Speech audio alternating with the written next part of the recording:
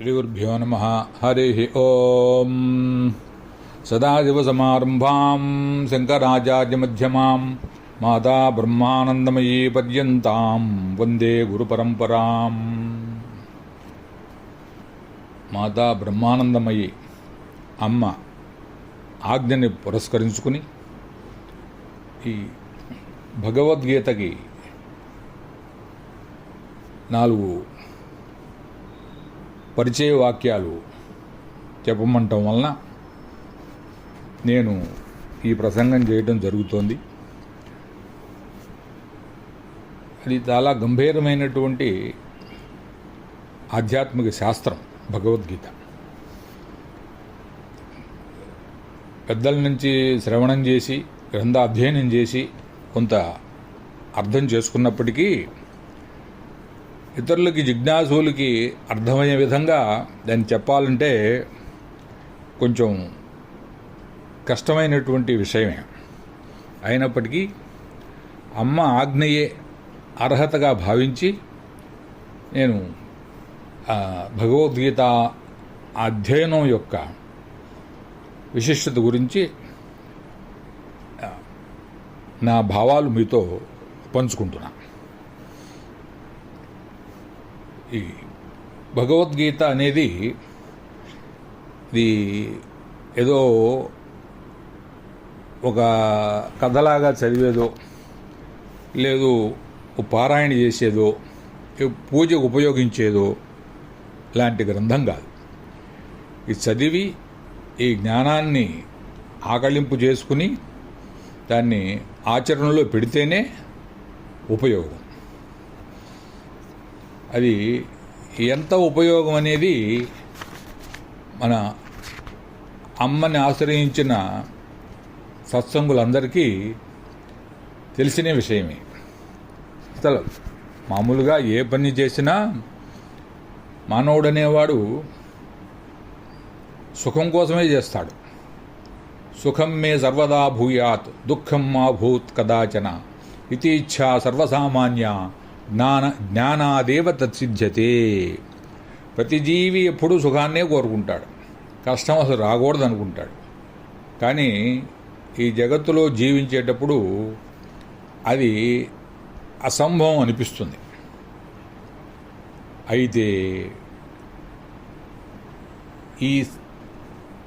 ఈ ద్వంద్వాలకు అతీతంగా ఓ జ్ఞానవంతమైనటువంటి శాంతిపూర్వక నిరంతర శాంతిపూర్వక జీవితం కొనసాగించాలంటే అది జ్ఞానాదేవ తత్సిద్ధ్యతి. అది జ్ఞానం వలననే అది సిద్ధిస్తుంది. ఆ జ్ఞానం మనకి భగవద్గీత ద్వారా లభ్యమవుతుంది.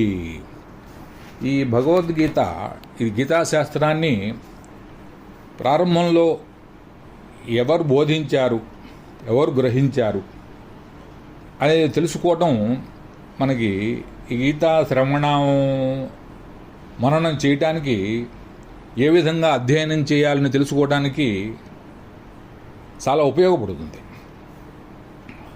ప్రథమంలో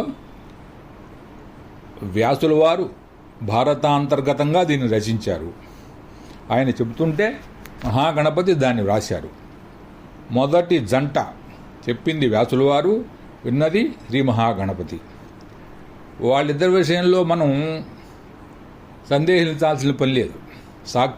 సాక్షాత్తు విష్ణు స్వరూపుడు వ్యాసుల వారు, శివకుమారుడు మహాగణపతి, ఇద్దరు మహాత్ములు. వారికి భగవద్గీత ఎంత అర్థమైందనేటువంటి ఆలోచన మనకు అనవసరం. అయితే మహాగణపతి కండిషన్ పెట్టారట, నేను రాస్తాను కానీ ఎక్కడ ఆపకుండా చెప్పాలి అని. వ్యాసులు వారేమి కౌంటర్ కండిషన్ పెట్టారు, నేను అలాగే చెప్తాను, నువ్వు అర్థం చేసుకుని రాయాలన్నారు. కాబట్టి వ్యాసులు వారు చెప్పింది మహాగణపతి పూర్తిగా గ్రహించాడు.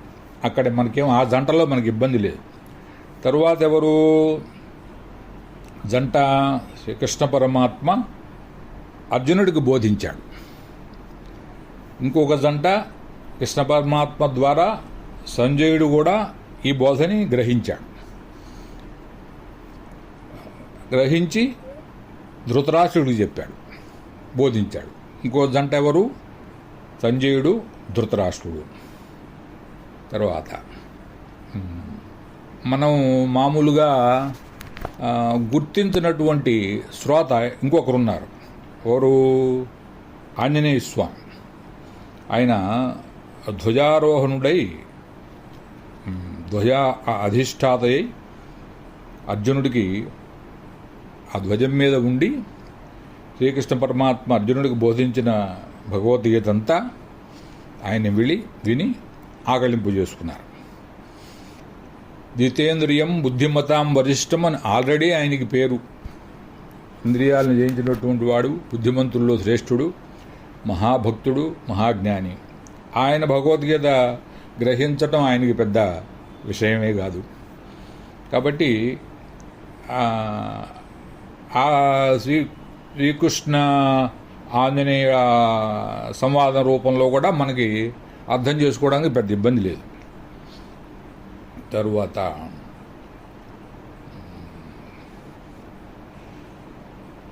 ఇంకొక సంజయుడు చెప్పగా ధృతరాష్ట్రుడు భగవద్గీత శ్రవణం చేశాడు.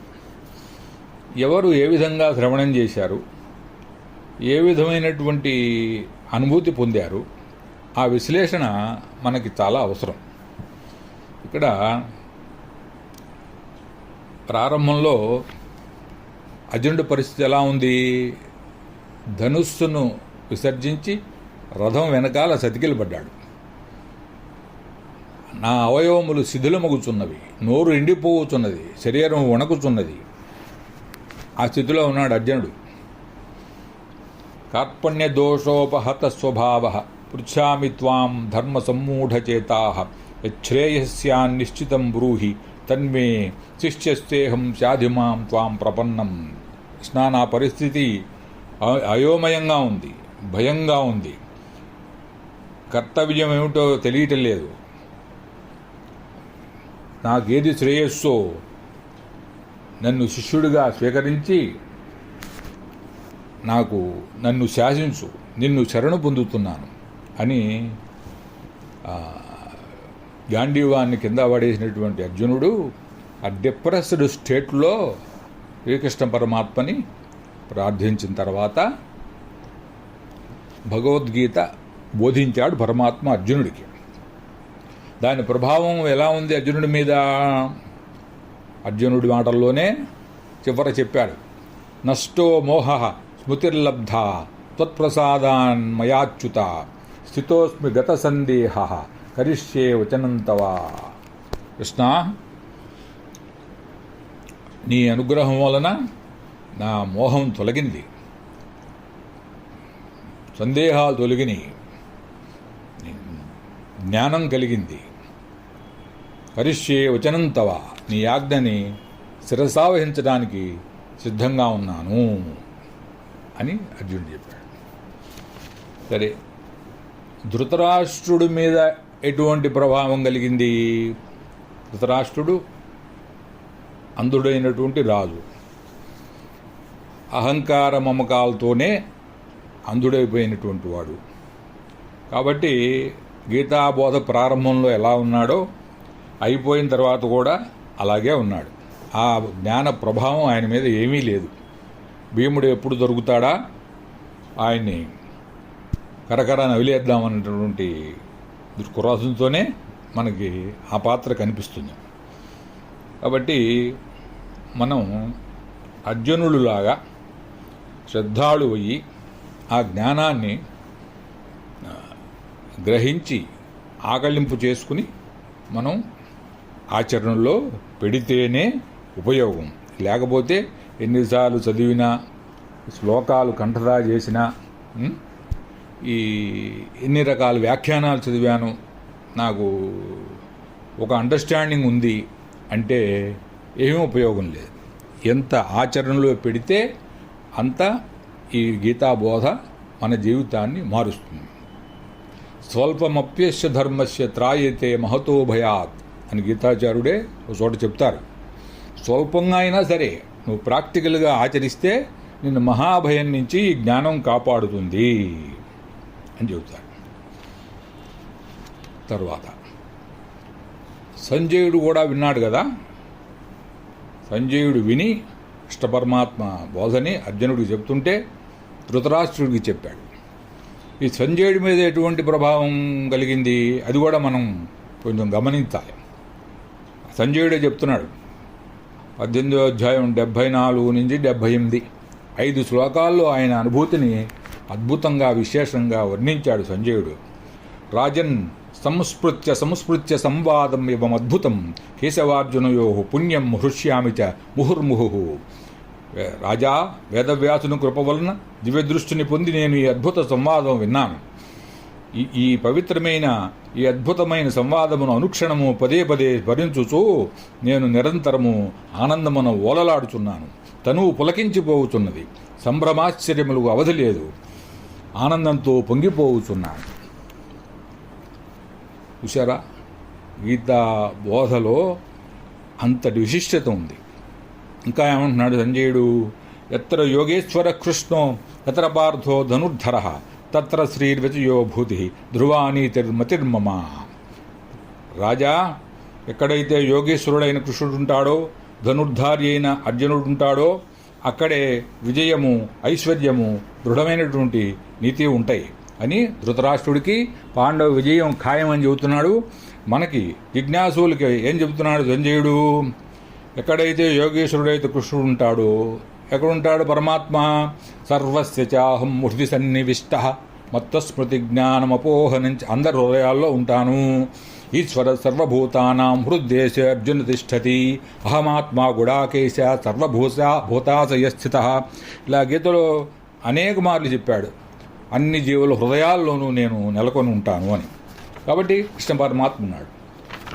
ధనుర్ధారి అయిన అర్జునుడు అంటే ఏమిటి? ఎత్ర పార్థో ధనుర్ధర. ఈ కండిషన్ కూడా ఫుల్ఫిల్ అవ్వాలి, అప్పుడు విజయం లభిస్తుంది.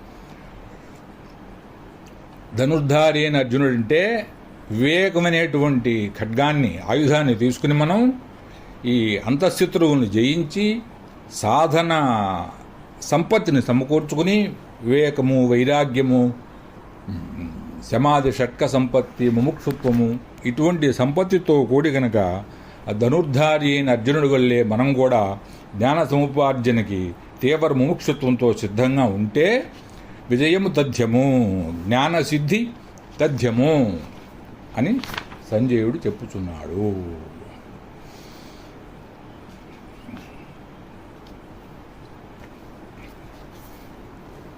ఇప్పుడు ఈ గీతా ఉపదేశం యొక్క ప్రభావం అర్జునుడి మీద చూసాం, దుర్యోధనుడి మీద చూసాం, సంజయుడి మీద చూసాం. ఆంజనేయుడి విషయం కూడా పరిశీలించాం. ఆంజనేయుడు ఆ బోధంతా గ్రహించి తర్వాత కిందకి దిగి కృష్ణ పరమాత్మకి ప్రణమిల్లి, స్వామి నన్ను మీకు క్షమించాలి, నేను మీ అనుమతి లేకుండా భగవద్గీత గద్యోపదేశం శ్రవణం చేశాను. 2 మీకంటే ఎత్తులో ఉండి ఆ ధ్వజం మీద ఉండి శ్రవణం చేశాను, నన్ను క్షమించమన్నారు అడిగారట. అడిగితే కృష్ణ పరమాత్మ క్షమించడం అనేది లేదు, నువ్వు పనిష్మెంట్గా ఈ గీత మీద వ్యాఖ్యానం రాయమన్నారు నేను. ఆ తర్వాత హనుమంతుడు కూడా భగవద్గీత మీద వ్యాఖ్యానం రాశారని చరిత్ర ఉంది. దాని పిశాచ భాష్యం అంటారట. అది ఆ పేరెందుకు వచ్చిందో అదంతా వేరే కథ, అది ప్రస్తుతం మనకి అప్రస్తుతం.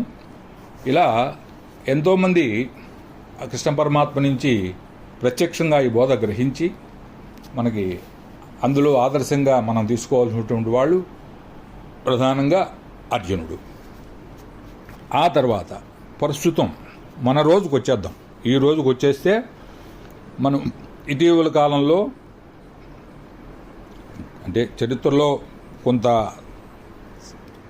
సమయం గడిచినప్పటికీ ఆదిశంకరులు, రామానుజులు, మధ్వాచార్యులు, స్వామి శివానంద, స్వామి చిన్మయానంద, మలయాళ స్వామి, మన అమ్మ, ఇలా అనేక మంది మహాత్ములు గీతాజ్ఞానాన్ని ఆకలింపు చేసుకుని గీతలో బోధించిన ప్రకారం స్థితప్రజ్ఞులుగా జీవించిన వారు జీవితాలు ఎన్నో మనం అధ్యయనం చేస్తున్నాం. మనం ఈరోజు ఈ విధంగా ఈ భగవద్గీత గురించి చెప్పుకోవడానికి, మనం ఈ ఆధ్యాత్మిక చింతనలో ఉండటానికి ప్రధానమైన కారణం, దానికి బీజమైనటువంటి అమ్మ గురించి, అమ్మ యొక్క ఆధ్యాత్మిక వైభవం గురించి మనం ఇక్కడ చెప్పుకోవాల్సిన అవసరం ఉంది. కొంతమంది మహాత్ములు వాడు శాస్త్రాధ్యయనం చేసినట్టు మనకి కనపడదు. ఉదాహరణకి భగవాన్ రమణులు, ఆయన ఒక పెరియ పురాణము అని శివభక్తుల కథలు ఒకటే చదివారట ఆయన. అంతకంటే గ్రంథాధ్యయనం కానీ, శ్రవణ మననాలు కానీ, ఒక ఆధ్యాత్మిక అవగాహన కానీ ఏమీ లేదు వారికి. 17వ ఏటే ఆయనకి ఈ ఆత్మానుభవం కలిగింది. మరణానుభవంగా అది ప్రారంభమయ్యి, ఈ మరణించే దేహం నేను కాదు, ఈ మరణించే దేహాన్ని కూడా సాక్షిగా చూస్తున్నటువంటి ఆత్మ చైతన్యాన్ని నేను అనేటువంటి ఆ జ్ఞానం అప్పటికప్పుడు ఆయనకి సిద్ధించేసింది. అదే జ్ఞాన నిష్టలో ఆయన జీవితాంతం ఉండిపోయి ఎంతోమంది జిజ్ఞాసువులకి మార్గదర్శకం వహించి ఒక మహాజ్ఞానిగా, భగవాన్ రమణులుగా మనందరి హృదయాల్లో నిలిచిపోయారు. అదే పద్ధతిలో, అదే స్థాయిలో మన అమ్మ కూడా, అందరి మహాత్ముల అనుభవం ఒకే రకంగా ఉండకపోవచ్చు. అమ్మకి బాల్యంలోనే ఆ శివానందుల వారి ఒక చిత్రపటం నుంచి ఆ జ్ఞాన తేజస్సు అమ్మలో ప్రవేశించటం, వెంటనే నువ్వు నీ స్వరూపము ఈ దేహానికి పరిమితం కాదు, సర్వత్రా వ్యాపించి ఉన్నటువంటి ఆ పరబ్రహ్మం ఏదైతే ఉందో అదే నువ్వు, ఏకమేవ అద్వితీయం బ్రహ్మ అహం బ్రహ్మాస్మి. ఇటువంటి మహావాక్యాలన్నీ అమ్మకి తక్షణమే అనుభూతిలోకి రావటం, అప్పటి నుంచి అదే స్థితిలో జీవితాన్ని గడపటం మనందరికీ తెలిసిన విషయమే. అమ్మ రాసినటువంటి బ్రహ్మము 1, 2, 3 అలా అనేకమైనటువంటి పుస్తకాలు, బ్రహ్మము గీత, ఇందులో ఏ వాక్యం తీసుకున్నా అందులో రెఫరెన్సు భగవద్గీతలో కనపడుతుంది. భగవద్గీత, బ్రహ్మసూత్రాలు, ఉపనిషత్తుల్లో ఉన్నదే అక్కడ ఉంటుంది. మనకి తెలియచ్చు, తెలియకపోవచ్చు అది అద్వైత మార్గం అని. కానీ అక్కడ ఆవిష్కరింపబడినటువంటిది, అమ్మకి అనుభూతి కలిగినటువంటిది శుద్ధ అద్వైత సిద్ధి.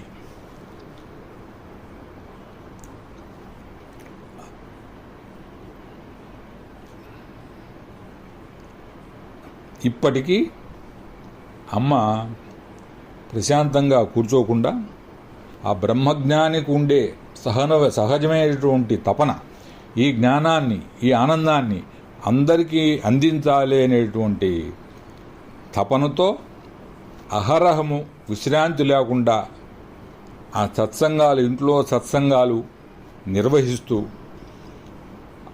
అనేక మంది జిజ్ఞాసులతో మాట్లాడిస్తూ ఆ జ్ఞానాన్ని చాలా విస్తృతంగా పంచిపెడుతున్నారు. భగవద్గీతలో కృష్ణ పరమాత్మ చెప్పినటువంటి స్థితప్రజ్ఞ లక్షణాలు కానీ, భక్తుడి లక్షణాలు కానీ, జ్ఞాని లక్షణాలు కానీ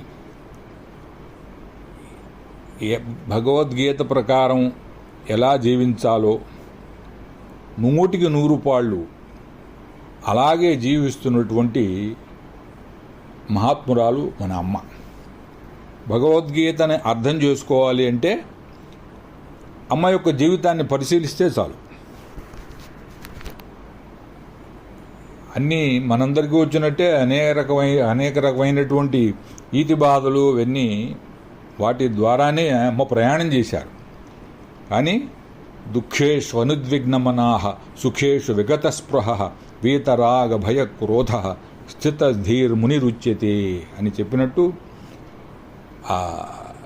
ఇటువంటి పరిస్థితుల్లో కూడా తన బ్రహ్మనిష్ట నుండి వైదొలగకుండా నిరంతరం అంతర్ముఖంగానే ఉంటూ ఏమాత్రం కర్తవ్యతా భావన లేకుండా ఈ ఇంట్లో సంసార కృత్యాలు కానీ ఈ పండగలు పర్వదినాలు ఉత్సవాలు కానీ ఎంతో బాధ్యత శ్రద్ధ లంపటం ఉన్నట్టు కనిపిస్తూ కూడా ఏమాత్రం వండుకోకుండా పామరాకు మీద నీటి బుట్టులాగా గీతాచారులు చెప్పినట్టు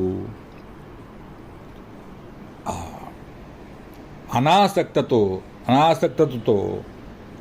ఆ కర్మయోగాన్ని భక్తి యోగాన్ని అనుసరిస్తూ నిరంతర బ్రహ్మనిష్టలో ఉంటూ అదే బ్రహ్మజ్ఞానాన్ని తేలిక మాటల్లో తన్ని ఆశ్రయించిన వారందరికీ దర్శన స్పర్శన సంభాషణ ద్వారా ఆ ప్రేమపూరితమైనటువంటి దృష్టి ద్వారా అందరినీ తనంత వాళ్ళని చేయాలనేటువంటి నిరంతర తపనతో అమ్మ జీవించే జీవితం మనందరికీ ఎంతో ఆదర్శం. అది మన హృదయాన్ని కరిగించేసేటువంటి సన్నిధి అమ్మ యొక్క సన్నిధి. ఆ బోధ, ఆ చూపు సిద్ధగురువుల సన్నిధి అలాగే ఉంటుంది. ఏ మంత్రోపదేశమో ఏదో బలానా ప్రాణాయామో ఇట్లా చెప్పటం ఏముండదు. అది వారి యొక్క సన్నిధికే మనం వచ్చినటువంటి జిజ్ఞాసు ఏమాత్రం వివేక వైరాగ్యాలు ఉన్నా వెంటనే ఆ అనుగ్రహ ప్రవాహం వలన ఈ సాధకుడికి కూడా ఆ దివ్యానుభూతి కలిగి తీరుతుంది. అస్తు. తరువాత సరే, ఈ గీత మహాత్మ్యం ఏమిటనేది ఇంకో 4 మాటలు చెప్పుకుందాం. మనందరికీ తెలిసినటువంటిదే. సర్వోపనిషదో గావో దోగ్ధ గోపాలనందన పార్థో వత్స తుహీర్భోక్త దుగ్ధం గీతామృతం మహత్. ఉపనిషత్తులనబడే గోవుల యొక్క పాలను పార్థుడనే వత్సను దూడగా నిమిత్తంగా చేసుకుని శ్రీకృష్ణ పరమాత్మ ఆ జ్ఞానం అనేటువంటి పాలు పితికి జిజ్ఞాసువులకి అందించుతున్నారు. ఈ ఉపనిషత్తులు మనకి మన సనాతన ధర్మానికి, హిందూ ధర్మానికి, మన వేదాంతానికి మూల స్తంభాలు ఉపనిషత్తులు. అయితే అవి అందరికీ అర్థమయ్యేంత సులభ శైలిలో ఉండవని మానవాళి యందు కరుణతో వేదవ్యాసుల వారు ఎవరైతే ఆ వేదాన్ని అన్నీ కలిసిపోయినటువంటి వేదాలని విభజించి ఒక పద్ధతిలో పెట్టారో, ఈ భగవద్గీత ఈ ఉపనిషత్ జ్ఞానాన్ని కూడా మహాభారత అంతర్గతంగా ఇది గీతోపదేశంగా దీన్ని నిర్మాణం చేసి చక్కటి సిలబస్ ప్యాటర్న్లోకి కర్మయోగము, భక్తి యోగము, జ్ఞానయోగము, గుణత్రయ విభాగ యోగము, ఈ రకరకాల ఈ వేదాంత పరిభాషను ఎలా అర్థం చేసుకోవాలి, జీవితంలో ఎలా ఆచరణలో పెట్టాలి అనేది ఓ చక్కటి క్రమమైన పద్ధతిలో మనకి తేలిగ్గా అర్థమయ్యే భాషలో ఈ భగవద్గీత రూపంలో మనకి అందించారు. అయినప్పటికీ మన వాళ్ళకి చాలామందికి తెలియదు భగవద్గీత మన ఆధ్యాత్మిక గ్రంథము, మన జీవన గ్రంథము, మన మత గ్రంథము, మన ధార్మిక గ్రంథము అనేది తెలియదు. ఇతర మతాల వాళ్ళకందరికీ నిస్సందేహంగా తెలుసు. క్రిస్టియన్స్కి మన బైబుల్ పట్టుకుని తిరుగుతూ ఉంటారు, మాది బైబుల్ అని తెలుసు. ముస్లింలకి ఖురాన్ అని తెలుసు. మన వాళ్ళలో చాలామందికి తెలియదు. ఎందుకు ఈ పరిస్థితి వచ్చిందయ్యా అంటే అది మనం ఎవరికి వాళ్ళం విశ్లేషించుకోవాల్సిందే. అది అర్థం కాదండి, సంస్కృతంలో ఉంటుందండి అంటారు. చాలా కష్టమైన పనులు ఇప్పుడు ఫిజిక్స్, కెమిస్ట్రీ, కంప్యూటర్ లాంగ్వేజ్ని, జియాలజీని, బాటనీని, జువాలజీని, ఇవన్నీ చాలా కష్టమైనటువంటి సబ్జెక్ట్స్ అన్నీ చదువుతూ ఉంటారు. అందులో రీసెర్చ్ చేస్తూ ఉంటారు, కొత్త కొత్త ఆవిష్కరణలు చేస్తూ ఉంటారు ఈ ప్రాపంచిక జీవితం సుఖమయం చేయటానికి. అసలు జీవితాన్ని ఎలా నడిపితే శాశ్వతమైనటువంటి సుఖశాంతులు వస్తాయో అని చెప్పినటువంటి ఈ మానవ జీవన శాస్త్రమైన భగవద్గీత అర్థం కాదంటారు. అయితే గీతాచార్యులు కూడా చెప్పారు, మనుష్యాణం సహస్రేషు కశ్చిత్ యతతి సిద్ధయే యతతామపి సిద్ధానాం కశ్చిన్ మాం వేత్తి తత్వతః. వేలల్లో ఒకడే అసలు ఈ జీవితం ఏమిటి, ఈ సృష్టి ఏమిటి, ఈ కష్టసుఖాలు ఏమిటి, ఈ ఏ రోజు ఎట్లా ఉంటుందో తెలియదు, ఆరోగ్యం ఎప్పుడు దెబ్బతింటుందో తెలియదు, ఏది లాభం ఎప్పుడు వస్తుందో తెలియదు, నష్టం ఎప్పుడు వస్తుందో తెలియదు, సన్మానం ఎప్పుడు వస్తుందో తెలియదు, అవమానం ఎప్పుడు కలుగుతుందో తెలియదు, అసలు రేపు లేస్తామో లేమో తెలియదు, అసలు భగవంతుడు ఉన్నాడో లేదో తెలియదు. అసలు ఏమిటి జీవిత పరమార్థం అనే ఆలోచన కలిగేదే వేలల్లో ఒకటికి కలుగుతుందంట. యతతామపి సిద్ధానాం కశ్చిన్ మాం వేత్తి తత్వతః. అలా కలిగే వాళ్ళల్లో కూడా వేలల్లో ఒకడే పట్టుదలగా తెలుసుకోవడానికి ప్రయత్నం చేస్తాడు, సత్యాన్వేషణ ప్రయత్నం చేస్తాడు. అయితే పరమాత్మ ఏం చెప్పాడు? పరమాత్మ ఎవరిని, నేనెవరిని బలవంతం చేయనని చెప్పాడు. నా కర్తృత్వం న కర్మాణి లోకస్య సృజతి ప్రభు నా కర్మఫల సంయోగం స్వభావస్తు ప్రవర్తతే. నేను ఎవరి కర్మలోనూ వేలు పెట్టను, వీరు చేయమనే చెప్పను, వద్దనే చెప్పను, కర్మఫలంతో లింకు కూడా నేను పెట్టను. స్వభావస్తు ప్రవర్తతే, వాళ్ళకి స్వేచ్ఛ ఇచ్చాను. వాళ్ళు ఆ స్వేచ్ఛగా ఇటు బహిర్ముఖులయ్యి ప్రపంచం వెనకాల పరిగెడతారా, అంతర్ముఖమయ్యి ఆ పరమసత్యాన్ని తెలుసుకుని నాలాగా ఆనందంగా ఉంటారా, ఆ స్వేచ్ఛ వారికే ఇచ్చానంటారు ఆయన. అట్లాగే ఇంకా ఆచార్య శంకరులు కూడా చెప్పారు, దుర్లభం త్రయమే వేదత్ మనుష్యత్వం ముముక్షుత్వం మహాపురుష సంశ్రయం. ఈ మానవ జన్మ రావటం, ముముక్షుత్వం, ఈ జ్ఞానం యందు అభిలాష కలగటం, కలిగినప్పటికీ సద్గురువు దొరకటం అనేటువంటిది చాలా ఈ సృష్టిలో దుర్లభమైనటువంటి విషయాలు అని చెప్పబడింది. ఇంకా ఈ గీత మహాత్మ్యం గురించి మనం చెప్పుకోవాలంటే ఇందాక చెప్పుకుందాం.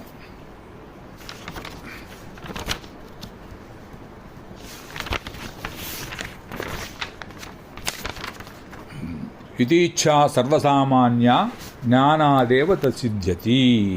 శాశ్వతమైనటువంటి సుఖశాంతులు కావాలంటే జ్ఞానం వల్లే లభ్యమవుతాయి. అది భగవద్గీత వల్లనే లభ్యమవుతుంది. ఈ గీతా మహత్యం గురించి మహాభారతం, స్కాందపురాణం, వైష్ణవీ తంత్రసారం, రాహపురాణం ఇలా అనేక చోట్ల విస్తృతంగా చెప్పబడి ఉంది. మహాభారతంలో వ్యాసులు వారే చెప్పింది ఒక వాక్యం చూద్దాం. గీతా సుగీత కర్తవ్య కిమన్యై శాస్త్ర విస్తరై యా స్వయం పద్మనాభస్య ముఖపద్మాత్ వినిసృత. ఆయన జ్ఞానం కోసం విస్తృతమైనటువంటి అనేక శాస్త్రాలు ఎందుకు? సాక్షాత్తుగా శ్రీ పద్మనాభుడైన విష్ణు భగవానుని ముఖారవిందము నుండియే వెలువడినటువంటి ఈ గీతాశాస్త్రం ఉండగా ఇతర శాస్త్రములతో పని లేదు అన్నారు. తర్వాత ఈ భగవద్గీతలోనే ఈ గీతా మహాత్మ్యాన్ని అనేక మార్లు ఎత్తి చూపించారు గీతాచార్యులు. ఏమే మతమిదం నిత్యం అనుతిష్టంతి మానవాః శ్రద్ధావంతో అనసూయంతో ముచ్యంతే తేపి కర్మభిః. నేను ప్రతిపాదించిన ఈ సిద్ధాంతమును ఏ మానవులైతే శ్రద్ధ గలవారై నా యందు దోషబుద్ధి లేని వారై అనుసరించెదరో వారికి కర్మల బంధము తొలగును. యం లబ్ధ్వా చాపరం లాభం మన్యతే నాధికం తతః యస్మిన్ స్థితో న దుఃఖేన గురుణా అపి విచాల్యతే. గీతాధ్యయనము ద్వారా ఆత్మజ్ఞానమును పొందినవాడు మరి ఏ ఇతర లాభమును కూడా దానికంటే అధికముగా తలంపడు. అట్టి స్థితిలో ఉన్న యోగి ఎంత పెద్ద దుఃఖము చేతను విచలితుడు కాడు. పార్థ నైవేహ నాముత్ర వినాశస్తస్య విద్యతే. అర్జున, ఈ గీతాధ్యయనము చేసిన వానికి ఈ లోకమున గాని పరలోకమున గాని అధోగతి లేదు. రాజవిద్యా రాజగుహ్యం పవిత్రమిదముత్తమం ప్రత్యక్షావగమం ధర్మ్యం సుసుఖం కర్తుమవ్యయం. ఉత్తమమైన ఈ గీతాజ్ఞానము విద్యలలోకెల్లా రాజు, రహస్యములలోకెల్లా అతి రహస్యము, పావనము చేయు, నీ జీవితమును పునీతము చేయు విద్య. ప్రత్యక్షముగా నిత్య జీవితములో డే టు డే లైఫ్లో తేలికగా అనుభవములోనికి తెచ్చుకోవచ్చును. ఇది ధర్మసమ్మతమైన నాశరహితమైనటువంటి జ్ఞానము. జ్ఞానం విజ్ఞాన సహితం యజ్ఞాత్వా మోక్షశే అశుభాత్. దీన్ని, ఈ జ్ఞానాన్ని తెలుసుకున్నట ద్వారా నీవు ఈ దుఃఖరూప సంసారము నుండి ముక్తుడవు కాగలవు. ఇంకా ఏం చెప్పారు స్వామివారు? ఈ గీతా జ్ఞాన మహాత్మ్యాన్ని, జ్ఞానం లబ్ధ్వా పరాం శాంతిం అచిరేణాధిగచ్చతి. ఈ గీతా జ్ఞానం కలిగిన వెంటనే ఏమాత్రం కాలయాపన లేకుండా భగవత్తత్వ రూపమైన పరమశాంతి వెంటనే అనుభవంలోకి వస్తుంది. తరువాత నహి జ్ఞానేన సదృశం పవిత్రమిహ విద్యతే. ఈ సృష్టిలో ఈ భగవద్గీతలో బోధింపబడినటువంటి ఆధ్యాత్మిక జ్ఞానాన్ని మించినటువంటి పవిత్రమైన వస్తువు మరి ఒకటి లేదు. ఇంకా ఈ గీతాధ్యయనం చేసి ఈ జ్ఞానంని ఆచరణలో పెట్టుకున్నటువంటి మహాత్ముడు జ్ఞానీత్వాత్మైవ మే మతం, వాడు నేను ఒకటే. ఈ విధంగా గీతాచార్యులే స్వయంగా ఈ గీతా జ్ఞానం యొక్క మహిమని అభివర్ణించారు. కాబట్టి అమ్మ చేస్తున్న ఈ కృషిని మనం సద్వినియోగం చేసుకుని ఈ గీతా జ్ఞానాన్ని శ్రద్ధగా శ్రవణం చేసి, శ్రవణ మనన నిధిధ్యాసలు చేసి, ప్రత్యక్షంగా ఆదర్శంగా భగవద్గీత ప్రకారం 100% నడుస్తున్నటువంటి అమ్మ జీవితాన్ని అధ్యయనం చేస్తూ, అనుసరిస్తూ, అమ్మ అనుగ్రహం ద్వారా మన జన్మలు కృతార్థం చేసుకుందుముగాక. హరి ఓం బ్రహ్మార్పణం.